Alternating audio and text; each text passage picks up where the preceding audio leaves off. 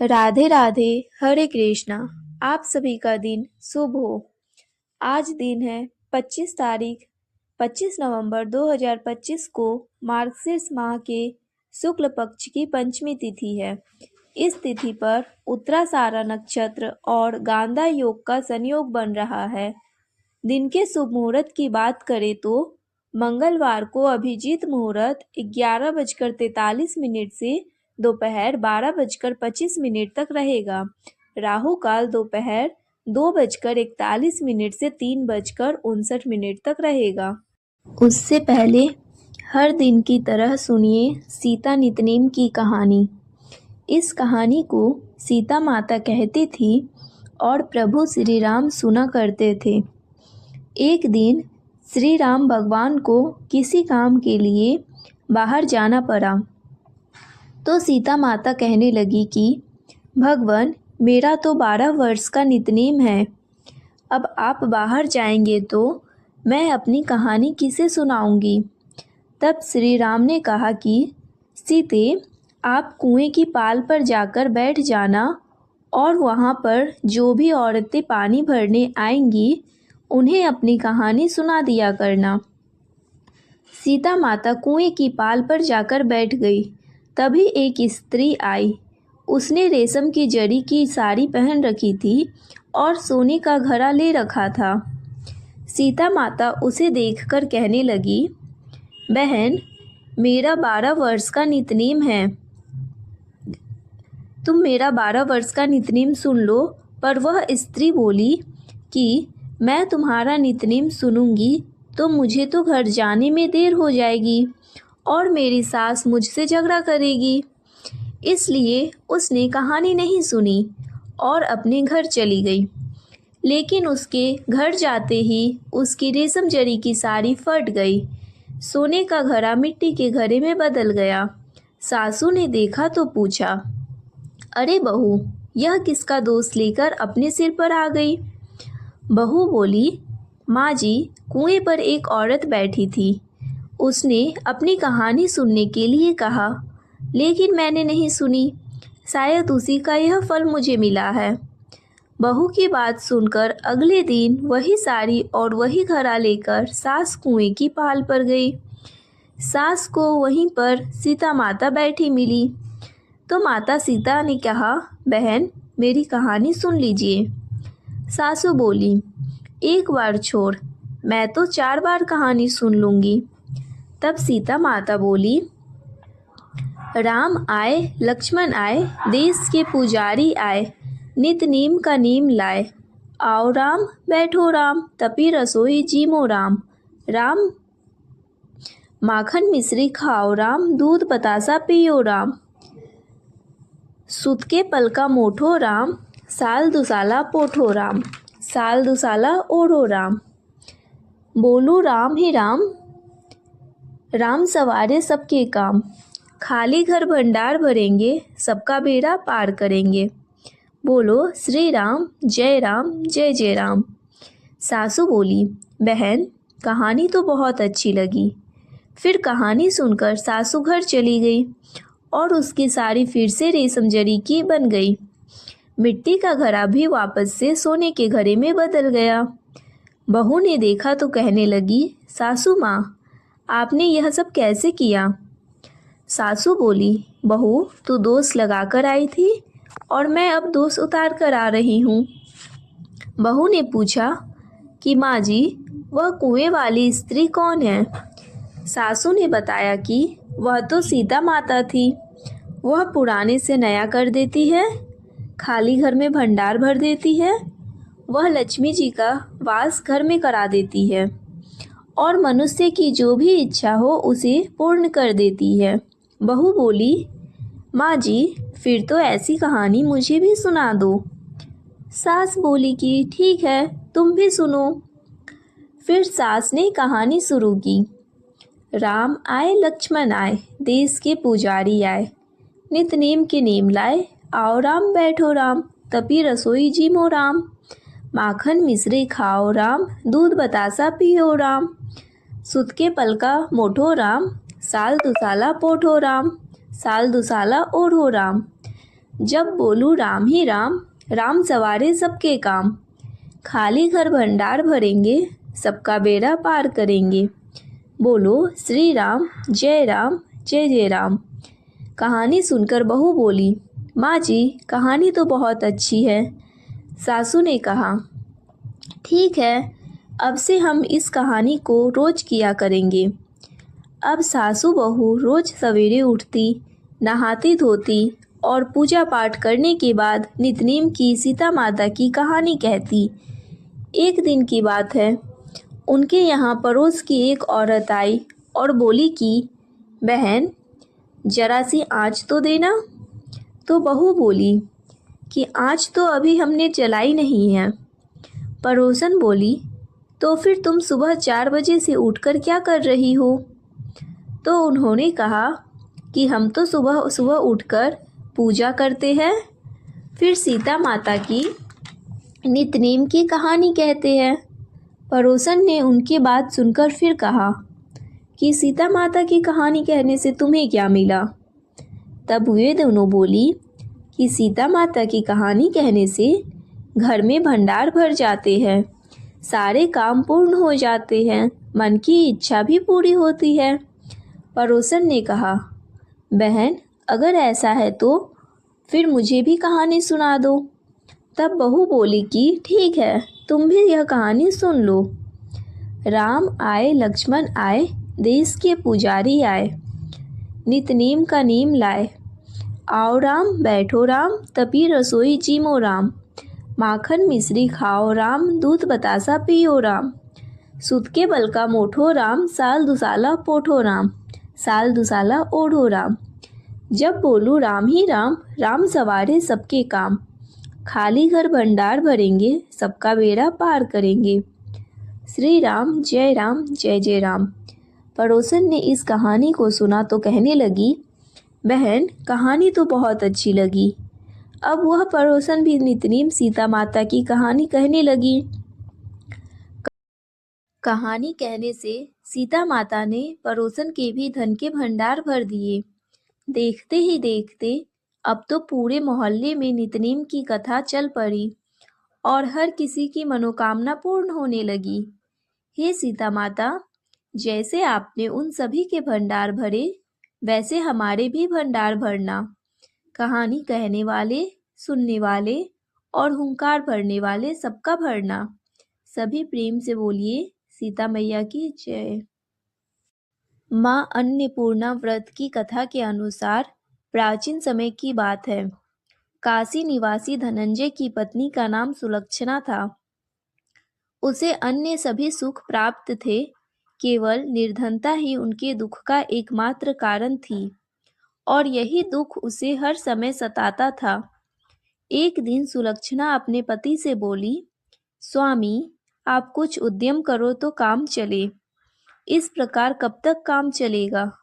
सुलक्षणा की यह बात धनंजय के मन में बैठ गई और वह उसी दिन विश्वनाथ शंकर जी को प्रसन्न करने के लिए बैठ गया और कहने लगा, हे देवाधिदेव विश्वेश्वर, मुझे पूजा पाठ कुछ भी करना नहीं आता, मैं तो केवल आपके ही भरोसे बैठा हूँ। इतनी विनती करके वह 2-3 दिन एक लगातार भूखा प्यासा बैठा रहा। यह देखकर भगवान शंकर ने उसके कान में अन्नपूर्णा अन्नपूर्णा अन्नपूर्णा इस प्रकार 3 बार कहा। यह कौन क्या कह गया? बस इसी सोच में धनंजय पड़ गया कि मंदिर से आते ब्राह्मण को देखकर वह पूछने लगा, पंडित जी अन्नपूर्णा कौन है? तब ब्राह्मण ने कहा, अरे धनंजय, तू तो अन्न छोड़कर बैठा है, इसलिए तुझे हर समय अन्न की ही बात सूझती है। जा घर जाकर अन्न ग्रहण कर। धनंजय अपने घर गया, जाकर पत्नी से सारी बात कही। तब वह बोली, नाथ चिंता मत करो, स्वयं शंकर जी ने यह मंत्र दिया है और वे स्वयं ही खुलासा भी करेंगे। आप फिर से जाकर उनकी आराधना करो। पत्नी के कहे अनुसार धनंजय फिर पहले दिन की तरह ही जाकर पूजा में बैठ गया। रात्रि में भगवान शंकर जी ने आज्ञा दी। कहा, तू पूर्व दिशा में चला जा। अब धनंजय अन्नपूर्णा का नाम जपता जाता और रास्ते में फल खाता, झरनों का पानी पीता जाता। इस प्रकार कितने ही दिनों तक लगातार वह चलता रहा। वहां उसे चांदी से चमकते वन की शोभा देखने मिली, सुंदर सरोवर देखने मिला। उसके किनारे कितनी ही अप्सराएं झुंड बनाए बैठी थी। एक अप्सरा कथा कहती थी और सब माँ अन्नपूर्णा इस प्रकार बार बार कहती थी। यह अघन मास की उजियारी रात्रि थी और आज से ही व्रत का आरंभ था। जिस शब्द की खोज करने वह निकला था, वहां उसे वही शब्द सुनने को मिला। धनंजय ने तब उनके पास जाकर धीरे से पूछा, हे देवियों, आप यह सब क्या कर रही हो? तब उन सब ने कहा, हम सब माँ अन्नपूर्णा का व्रत कर रहे हैं। व्रत करने से क्या होता है और क्या यह व्रत किसी ने किया भी है?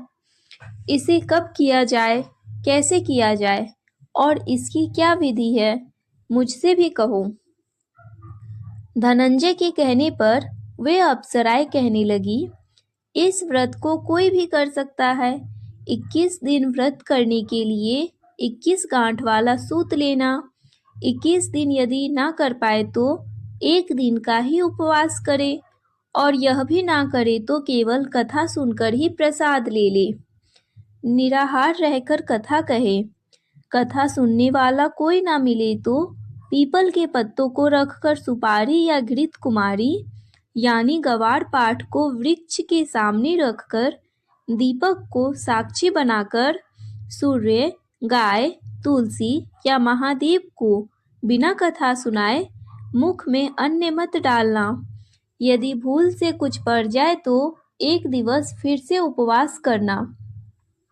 व्रत के दिन क्रोध ना करे और झूठ ना बोले। अप्सराओं के द्वारा विधि बताने पर धनंजय बोला, फिर बताइए इस व्रत के करने से क्या होगा? तब वे कहने लगी, इसके करने से अंधे को नेत्र मिल जाता है, लूलों को हाथ मिल जाता है, निर्धन के घर धन भर जाते हैं, बाझन को संतान मिलती है, मूर्ख को विद्या मिलती है और जो जिस कामना से व्रत को करता है, माँ उसकी वह हर कामना पूर्ण करती है। धनंजय कहने लगा, बहनों, मेरे घर में भी धन नहीं है, विद्या नहीं है, कुछ भी तो नहीं है मेरे पास। मैं तो दुखिया ब्राह्मण हूँ। मुझे इस व्रत का सूत दोगी क्या? हाँ भाई, तेरा कल्याण हो, हम तुझे सूत देंगे। ले, इस व्रत का मंगल सूत ले। तब धनंजय ने इस व्रत का सूत ले लिया। तब धनंजय ने उन अप्सराओं से सूत लेकर व्रत को किया। व्रत पूरा हुआ, तभी सरोवर में से 21 खंड की स्वर्ण सीढ़ी हीरा मोती जड़ी हुई प्रकट हुई। धनंजय जय अन्नपूर्णा कहता जाता था। इस प्रकार जाने कितनी ही सीढ़ियां वह उतरता गया। तब अंदर जाकर उसने क्या देखा कि करोड़ों सूर्यों से प्रकाशमान माँ अन्नपूर्णा का मंदिर है। उसके सामने स्वर्ण सिंहासन पर माँ अन्नपूर्णा विराजमान है। सामने भिक्षा हेतु शंकर भगवान खड़े हैं। देवांगनाएं च्वर डुला रही है। कितने ही हथियार बांधे पहरा दे रही है। धनंजय दौड़कर माँ जगदम्बा के चरणों में गिर पड़ा। देवी उसके मन का दुख जान गई। धनंजय हाथ जोड़कर कहने लगा, माता, आप तो अंतर्यामिनी हैं। आपको मैं अपनी दशा भला क्या बताऊं? आप तो सब कुछ जानती है। तब माता बोली, तुमने मेरा व्रत किया, जा संसार तुम्हारा सत्कार करेगा। माता ने धनंजय के जीवा पर बीज मंत्र लिख दिया। अब तो उसके रोम रोम में विद्या प्रकट हो गई। इतने में क्या देखता है कि वह काशी विश्वनाथ के मंदिर में खड़ा है। माँ का वरदान लेकर धनंजय घर आया। अपनी पत्नी सुलक्षणा से सारी बात कही। माता जी की कृपा से उसके घर में धन संपत्ति उमड़ने लगी। छोटा सा घर बहुत बड़ा गिना जाने लगा। जैसे शहद के छत्ते में मक्खियां जमा हो जाती है, उसी प्रकार अनेक सगे संबंधी आकर उसकी बढ़ाई करने लगे। कहने लगे, इतना धन और इतना बड़ा घर, सुंदर संतान नहीं है तो फिर इस कमाई को कौन भोगेगा? सुलक्षणा से तो कोई संतान हुई नहीं, इसलिए तुम दूसरा विवाह कर लो। अनिच्छा होते हुए भी धनंजय को दूसरा विवाह करना पड़ा और सती सुलक्षणा को सौतन का दुख झेलना पड़ा। इस प्रकार धीरे धीरे दिन बीतते गए। फिर अगहन मास आया। नए बंधन से बंधे पति से सुलक्षणा ने कहलवाया कि इस व्रत के प्रभाव से ही हम सुखी हुए हैं, इस कारण यह व्रत छोड़ना नहीं चाहिए। ये माता जी का प्रताप है जो हम इतने संपन्न और सुखी हुए हैं। सुलक्षणा की बात सुनकर धनंजय उसके यहाँ आया और व्रत में बैठ गया। नई बहू को इस व्रत के बारे में कुछ भी पता नहीं थी। वह तो धनंजय के वापस घर लौटने की राह देख रही थी। दिन बीतते गए और व्रत पूर्ण होने में केवल 3 दिन बाकी थे। तभी नई बहू को खबर मिल गई। उसके मन में ईर्ष्या की ज्वाला दहक रही थी। वह सुलक्षणा के घर आ धमकी और उसने वहां भगदड़ मचा दी और वह मारी क्रोध के धनंजय को अपने साथ ले गई। नए घर में धनंजय को थोड़ी देर के लिए निद्रा दबा या वह गहरी नींद से सो गया और ठीक उसी समय नई बहू ने उसका व्रत का सूत तोड़कर आग में फेंक दिया। अब तो माता जी का कोप जाग गया। इधर माता क्रोधित हुई और उधर उसके घर में अचानक आग लग गई। सब कुछ जलकर खाक हो गया। सुलक्षणा जान गई और पति को फिर अपने घर ले आई। नई बहू रूठकर अपने पिता के घर जा बैठी। पति को परमेश्वर मानने वाली सुलक्षणा बोली, नाथ, घबराना नहीं, माता जी की कृपा अलौकिक है। पुत्र कुपुत्र हो जाता है पर माता कभी कुमाता नहीं होती। इसलिए आप श्रद्धा और भक्ति से आराधना शुरू करो, वे हमारा कल्याण जरूर करेंगी। धनंजय फिर माता के पीछे पड़ गया। फिर वही सरोवर सीढ़ी प्रकट हुई और उसमें वह माँ अन्नपूर्णा कहकर उतर गया।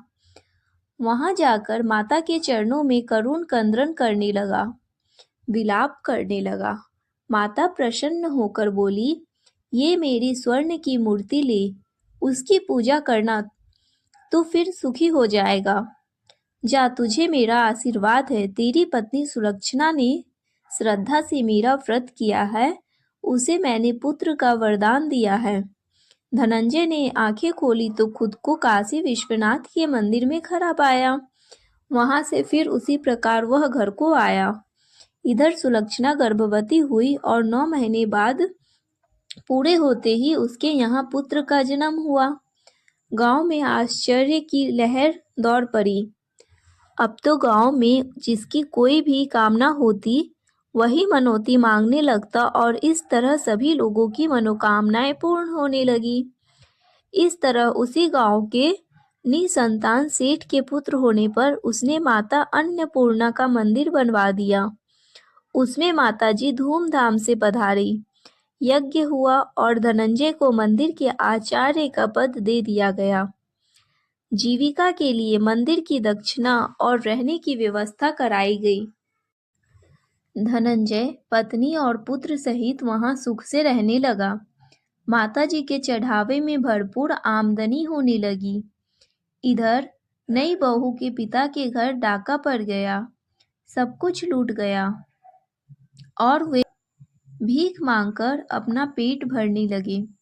सुलक्षणा ने जब यह सुना तो उन्हें बुलावा भेजा और उनके आने पर उन्हें अलग घर में रख लिया और उनके अन्य वस्त्र का प्रबंध भी कर दिया। धनंजय, सुलक्षणा और उसका पुत्र माताजी की कृपा से आनंद से रहने लगा। माताजी ने जैसे उनके भंडार भरे वैसे सबके भंडार भरे। सभी प्रेम से बोलिए अन्नपूर्णा माता की जय। तो आइए अब हम सुनते हैं मार्गशीर्ष माह का 20वां अध्याय। इस अध्याय में ब्रह्मा विष्णु महेश द्वारा मार्गशीर्ष मास की महिमा बताई जाती है तथा एक प्रसंग प्रस्तुत होता है जिसमें भाग्य परिवर्तन, दान, धर्म और भगवान विष्णु की कृपा का महत्व समझाया जाता है। मुख्य घटनाएं व शिक्षाएं। पहला घटना, निर्धन ब्राह्मण का संकट। एक अत्यंत गरीब ब्राह्मण दंपत्ति जीवन यापन में अत्यधिक कष्ट झेल रहा होता है। लगातार विपत्तियों से दुखी होकर वे भगवान से सहायता की प्रार्थना करते हैं। वृत्तांत सुनकर ऋषि का मार्गदर्शन, एक संत ऋषि उनके घर आते हैं और उन्हें बताते हैं कि उनका भाग्य पूर्व जन्म के कर्मों के कारण अवरुद्ध है, परंतु इसे मार्गशीर्ष मास के व्रत, संकल्प और दान से सुधारा जा सकता है। मार्गशीर्ष मास का विशेष व्रत ऋषि उनसे कहते हैं। प्रतिदिन प्रातः भगवान विष्णु का ध्यान करें। तुलसी, जल, दीपदान और अन्य दान का अवश्य करें। मास के गुरुवार विशेष रूप से पवित्र है। ओम नमो भगवते वासुदेवाय का जाप करें। विष्णु कृपा से जीवन परिवर्तन, व्रत और दान धर्म के प्रभाव से उनका भाग्य बदल जाता है। धीरे धीरे उनके घर में धन, शांति और शुभ अवसर बढ़ने लगते हैं। आखिर में ब्राह्मण दंपति सुखी से जीवन प्राप्त करता है और दूसरों की सहायता करने योग्य बन जाता है। अध्याय का मुख्य उद्देश्य, मार्गशीर्ष मास विष्णु प्रिय महीना है। इस मास में किया गया दान धर्म कई गुना फल देता है। श्रद्धा, संयम और सेवा से दुर्भाग्य भी दूर किया जा सकता है। ईश्वर भक्तों की प्रार्थना अवश्य सुनते हैं।